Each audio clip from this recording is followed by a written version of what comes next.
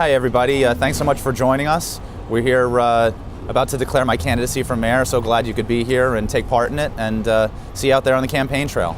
The first thing I'm going to do is send out the announcement to my Facebook group, Peter Cammarano for Hoboken, which has several hundred members and friends in that group. I'm right now clicking send. Good morning, and thanks again for being here. I'm Pete Cammarano, resident of Hoboken. Today, February 12th, I declare my candidacy for the office of mayor of the city of Hoboken. I want to make it perfectly clear that I'm running for mayor of Hoboken for two reasons: to lower taxes and bring real change to Hoboken government. My background is in governmental law, and I understand government thoroughly.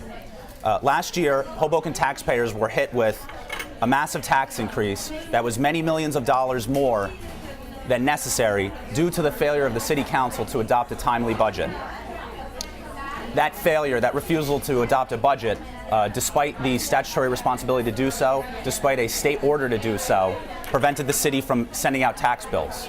The failure to send out those tax bills in a timely manner resulted in an unnecessary surcharge in two tax quarters that was many millions of dollars more than would have been necessary had those bills gone out in time. We had an option to vote for a 7% tax increase on June 1st, 2008, June 1st of last year, pass a budget, avoid a state takeover, comply with our statutory responsibilities to do so. I argued strenuously in favor of taking that course, adopting that budget, avoiding the state takeover, assuming the 7% tax increase while we had that opportunity, and the council majority refused to do that. That council majority includes most of the either declared candidates or soon-to-be declared candidates in this race. Instead of adopting that budget, my opponents voted to provoke a state takeover purposefully and knowingly, and that resulted in a 47% tax increase and enormous hardship for the citizens of the taxpayers of the city of Hoboken. I voted for that budget with a 7% tax increase.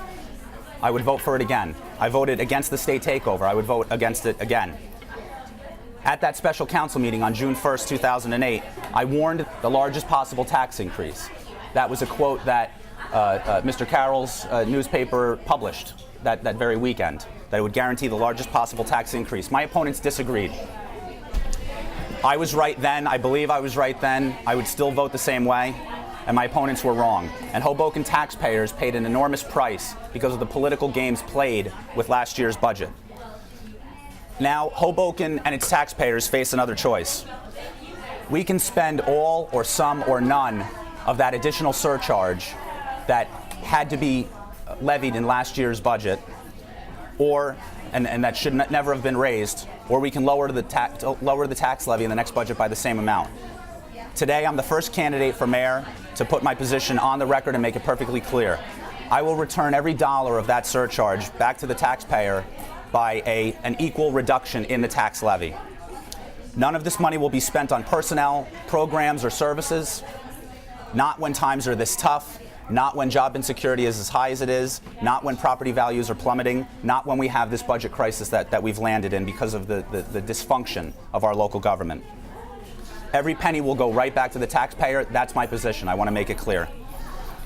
We're going to have a lot more to do beyond that, though, to lower taxes and bring real change to Hoboken.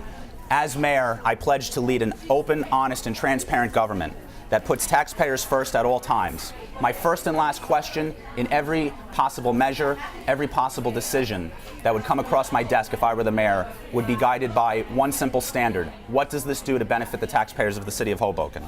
And that will mean revolutionary change for our city. I close my remarks with a final observation. Today is the 200th anniversary of the birth of Abraham Lincoln. In his second annual message to Congress, Lincoln asked the question, still the question recurs, can we do better? The dogmas of the quiet past are inadequate to the stormy present.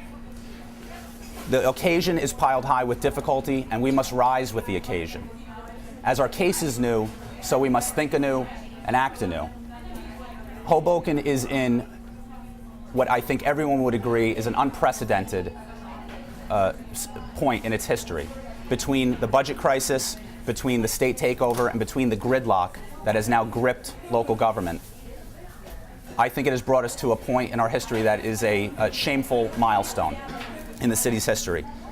Extricating the city from this crisis, getting us beyond our current financial difficulties, ending the state takeover is going to require new ideas, a fresh perspective, real leadership, so that we can move the city towards more promising and better days ahead. Thank you again.